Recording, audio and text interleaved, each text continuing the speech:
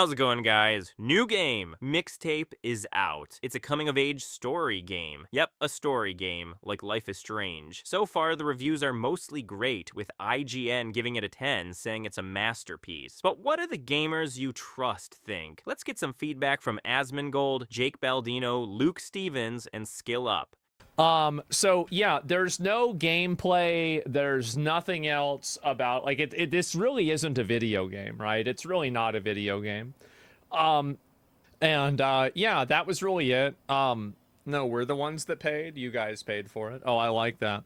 Prove IGN is worth it. I mean, I think that the game being a 10, like this game being a 10, is like the most like embarrassing LARP that you can possibly have. Like, this is not a 10 out of 10 game. Like, the story isn't really interesting. Like, it's really not. Like, the characters don't do anything that's interesting. It's just basically a gratuitous, like, musical score behind a bunch of teenage angst, zero accountability, and absolute freedom.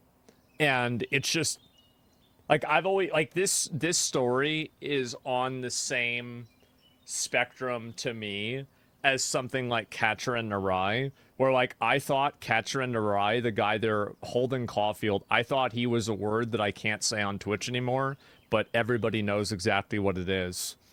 And that's always the way I felt about it. I think this is on that same spectrum. This is another, you know, upper middle class, sheltered, like, just weird story. It's like millennial stories, right? And so anyway, yeah, sheltered millennial gaming. Yeah, and it's just like, I feel like there's a lot of people that, like, growing up, like, did any of this resonate with me? I mean, you had, like, these very, very small moments that were really good, but for the most part, I didn't really think it was, like, if you gave this to somebody that really knew how to tell a story, I think if you gave them that amount of funding, like this amount of funding and investment and, like, resources, I think you really could make something special. It's disappointing that you just got the traditional theater kid, millennial, all the parents are actually wrong type slop. That's what I think. Favorite chapter? I don't even remember what chapters there were. I have no idea. How many times you grew up you have to miss? Yeah, I guess so. So that's what I thought. The father-daughter thing was way underwritten. Well, and it's also that the dad was right about everything. The dad was right about literally everything. And the girl, like, was just being a retard. And so, like, that's really what I think was funny. Okay, Asmongold thinks it's average, a 6 out of 10, nothing special, just an overrated story about stupid teenagers. But what do the others think?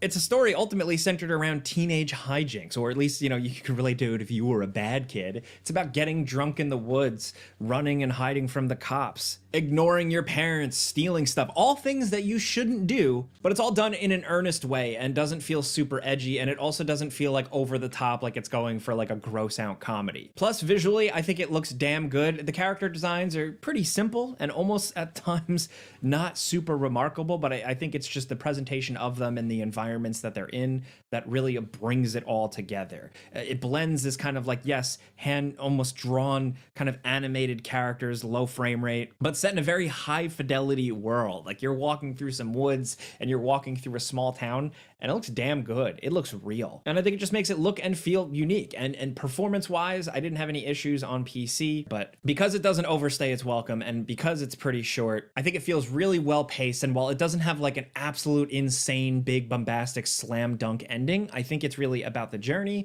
and I think it does a good job from start to finish. Again, it's hard to get into it without spoiling things, but the game also has a lot of funny moments. I was surprised. It actually got a couple of laugh out loud chuckles from me. It's not like a full-on comedy, but it does have some good moments, and it also just feels like it gets it, from the way these characters interact to how they use an old camcorder to film themselves at a party to how they take photos together in a photo booth. All of it feels really authentic, and I think it does come come down to good writing, yes, but also some good performances. It's almost all centered around teenage characters, but none of them are really annoying. I mean, they're supposed to be annoying. That's like kind of the point. Like if you're an adult, you're looking at these kids like, oh my God, get over yourselves. But it works. It's the music beats, it's the editing, it's the transitions, it's the general feel of the game that is doing a lot of the heavy lifting. So without spoiling it, there's not too much else to say about it, but for me, I'm pretty simple. You know, 18 bucks for a 4-hour cool little thing I've never really seen before. I went into it kind of being like, nah, I don't know if this is for me. What is this, like a Life is Strange thing? And came out pretty surprised. Yeah, Mixtape, I just put out a tweet this morning. It's great, sharp, funny, creative, music selection's phenomenal, art direction pristine, cast is great. It's day one on Game Pass, so you can play it now without having to put any money up at all, or it's 20 bucks for 4 hours.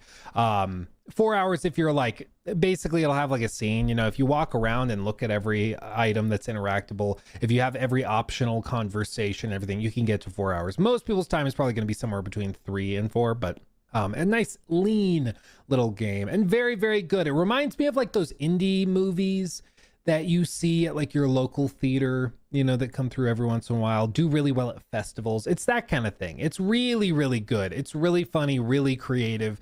And yeah, I highly recommend it. It's really, really good. Mixtape is a nostalgic remembering of youth rather than youth itself. It has about it a natural, inevitable confidence that all will be well because the people writing it are old and wise enough to know that it will be. And that's quite antithetical to the confusion and uncertainty that some of the characters are trying to lay claim to. It wants to present its main characters as troubled without really giving them many troubles. It wants to adopt the air of angst when all the characters are already pretty clear on who they are or aren't and where they are or are not headed.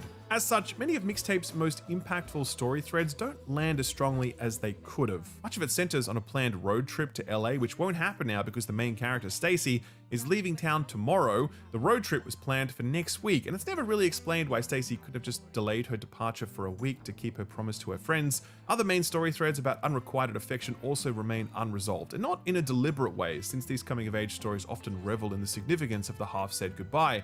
More about Mixtape not knowing how to land the sort of jab that leaves you yearning for the knockout punch that never comes. As much as I enjoyed Mixtape, I do think about what it might have been had it been willing to let its characters hurt a little more and let that pain remain even as the credits rolled. I'm left wondering this. At 17, Stacy is aloof, judgmental, arrogant. Her worldview is completely impenetrable because nothing has tried to pierce it.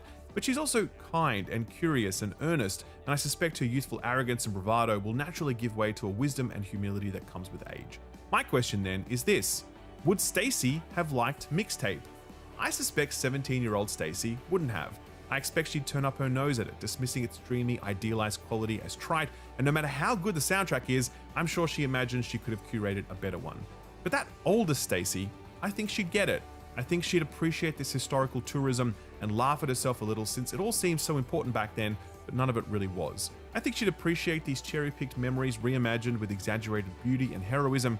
17-year-old Stacy lived on the B-side, but as you get older, you're more than happy with a remastered greatest hits compilation. And that's what Mixtape is, and it's great, and I recommend it. And there you have it. From all this feedback, we have a result. It's a majority. The internet votes that it's a great game. Most of the big gamers enjoyed Mixtape, and probably you will too. So it's really focused on the storytelling. Gameplay is not really a thing here. It's like watching a movie. Personally, that's not my thing. I'd like to play a game, not watch it. But again, the internet has spoken. Although it's a short game, about 3 hours long without much of a gameplay, these guys are saying it's worth your time, so it probably is. And that's it. I'm trying this type of video, like getting the wisdom of the crowd thing, sort of like Polymarket, but big gamers giving feedback and making a conclusion out of that about games. Hope you like it.